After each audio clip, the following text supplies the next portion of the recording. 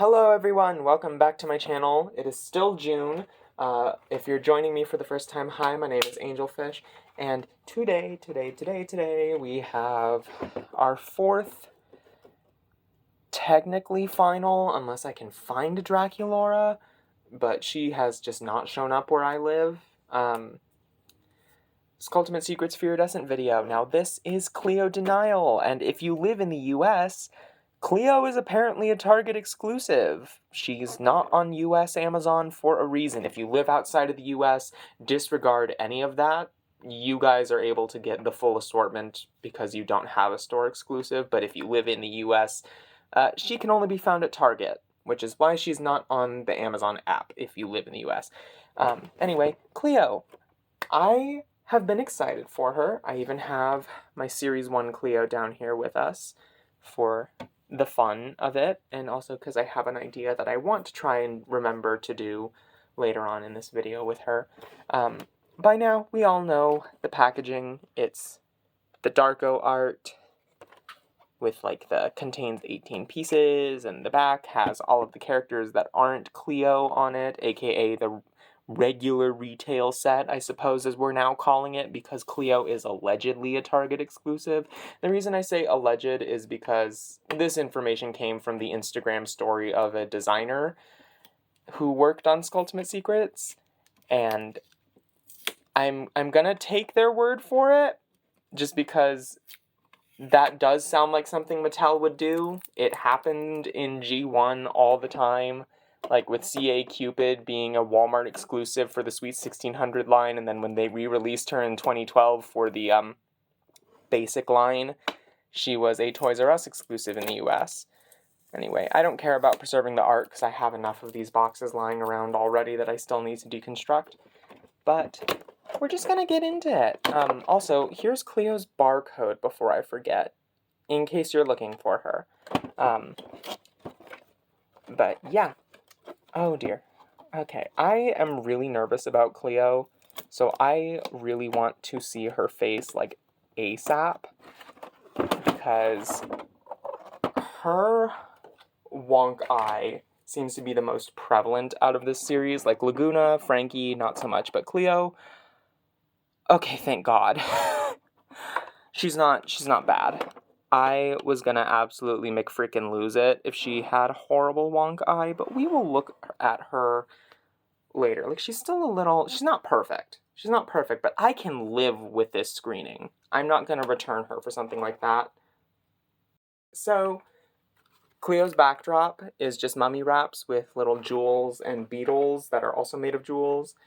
Cleo, of course, comes with the instruction manual in that main compartment, which we do not care about unless we are the parent, but we are not doing this for a child, we are doing this for ourselves. And of course she comes with a silver key, which you can do the color reveal feature on, but I will not be doing that in this video. If you want to see how the color feature works, please watch Cleo's little partners video, Frankie, because, you know, Cleo and Frankie are dating in this new gen, so I get to say that, which feels very nice. But please check out Frankie's Fearidescent review to see how the color reveal feature works, because I did it in that video, and I showed it on camera, which is probably the only time I've done that for a Ultimate Secrets video. Now, Clear? Clear, no! The condensation. No, wrong franchise. Anyway, Cleo herself, here she is. She's cute. Okay, I am loving the side glance. She has polypropylene hair. It feels like her signature doll's poly, so it doesn't feel awful, but that might just be mine, because other people that have her say that her hair is dry as all hell. People have said that with Laguna too, and I've gotten lucky with, basically, except for Frankie, most of my Fearidescent dolls have had actually moisturized polypropylene. But yeah, it is unfortunately poly. And for Cleo, I don't understand why it's poly in this case, because let me show you something real quick. This is where being a fan club member pays off, because I get to do something like this. But Gulia here has a full head of Saran hair, and if you notice, Gulia's hair blend is the exact same colors as Cleo's, but Cleo has polypropylene, while Gulia has Saran. The math isn't mathing, Mattel, okay? Like, the explanation of we do it to maintain vibrancy can only get you so far.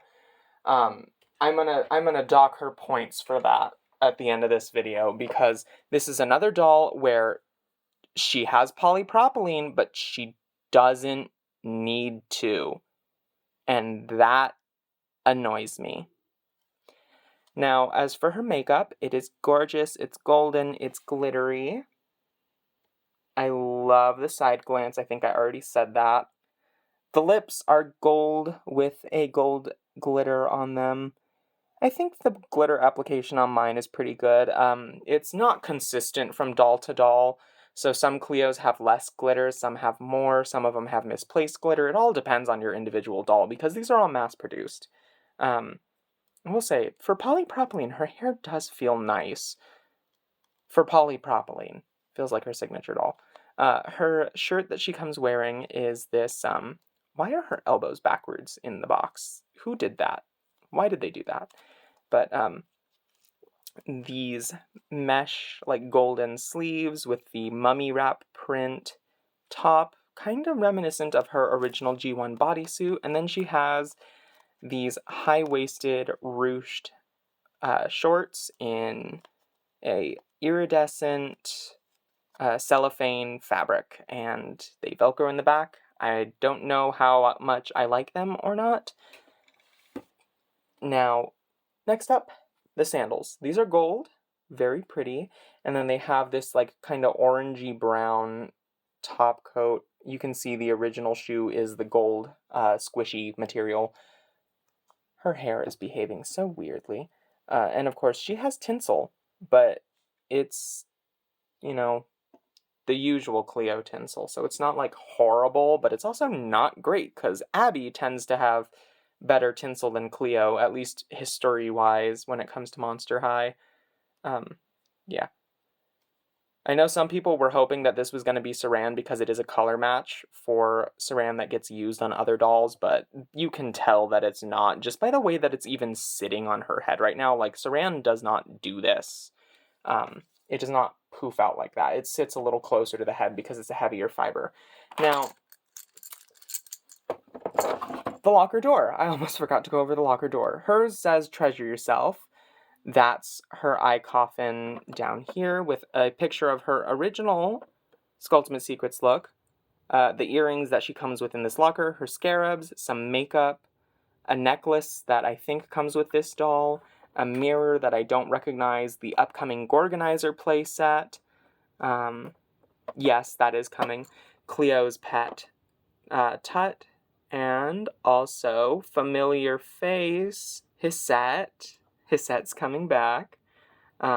There's her necklace from Skulltimate Secrets Series 1. There's her makeup compact from her signature doll. A bunch of face jewels and perfume from, I don't know, I don't recognize it. Let's see, what else? This little phone holder with a ring light that is in the shape of a skelette. At first, I didn't recognize it when these leaked, but now we have context for that. That is for the Besties at the Mall Cleo that is coming out later this year. And also, you know the drill, we're using whoever we opened most recently's keys, just like I did for Series 1. Now that would be Claudine in this case. And we're just going to use Claudine's keys to open all of them. I don't care what order these are in because I'm not doing the color change feature for Cleo. We're just going to go from top to bottom. I think that the order that they put the keys in the bags is truly random, because usually the clothes are the first compartment you open, and this one already gives us the clear key. So that's interesting. Not something that's happened with any of my other dolls before. Then we have this top, which has hieroglyphics on it. It's a halter. It's got little black straps and these tassels. I don't know if I like it or not. I don't know how I feel about it.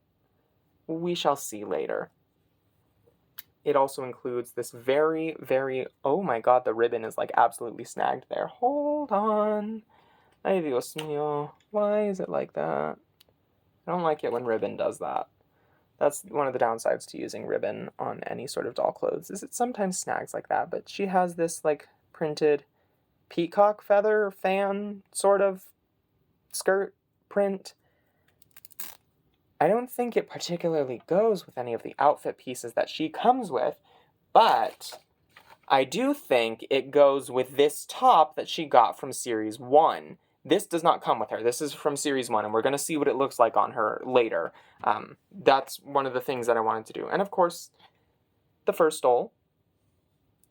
Everybody in this line has one. Cleo's is no different. It's got the hieroglyphics, her skelet and stuff, canopic jars, and little pyramids printed on it. Next bag should be the turban and her earrings. See, yeah, I wonder which of the bags would have sent us to this compartment, because it's got a color reveal key in it. It's got her necklace, which actually has painted details on it. The gold is painted on, and the base color is black. That's a first for Ultimate Secrets necklaces. They're usually not painted. Laguna's had some.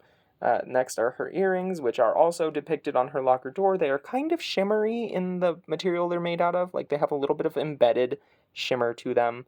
And they're just orange. They're much better than her Series 1 earrings. I hated her Series 1's earrings. Then she has this old Hollywood-style turban that's made of a squishy gold material. Next bag.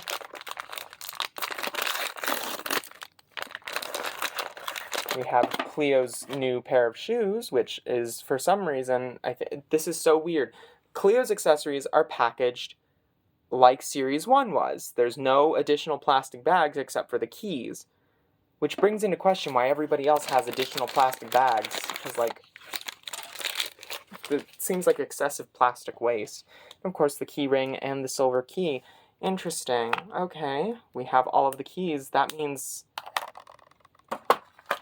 weird. Weird, weird, weird, weird, weird.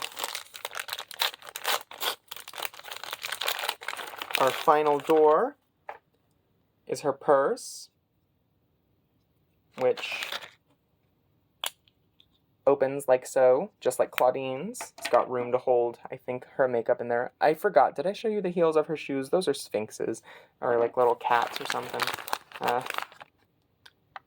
What is this? Is this a pencil? Is this an eyebrow pencil? I don't know what this is. Interesting. This has a cat head on it and is lipstick, so that's cool. It's her lipstick. I like that. I like that. I like that little detail. That's cute. And then we have a golden mummy popsicle. Very cute. That is all of her accessories. Time to play dress up with Miss Polypropylene over here. Okay, so the turban does not want to stay on her head, so it's probably not going to stay on her head. But, you know, that's kind of what it looks like when it's on her. It really does not want to stay. Her hair is, like, actively pushing up on it, and it does not want to sit on her head. But this is what she looks like with, like, just her main outfit and the jewelry. And ideally the turban, if it would sit on her head. With the first stole, you know, kind of cute. It's going to be interesting to try and find an outfit to display her in, but... Okay, so this looks better on her than I absolutely thought it would. Here's her shoes. Here's... her hands are not on right now, because, you know, I had to take off her first top. But this does look a little bit better than I thought it would. It still does not really match this top at all. In fact, it's very atrocious. So, what I wanted to show, and I've had this idea since we first got stock images for Fearidescent, is Series 1 Cleo comes with a blue and gold top that, in my opinion, does not go with anything. And there's probably a reason for that.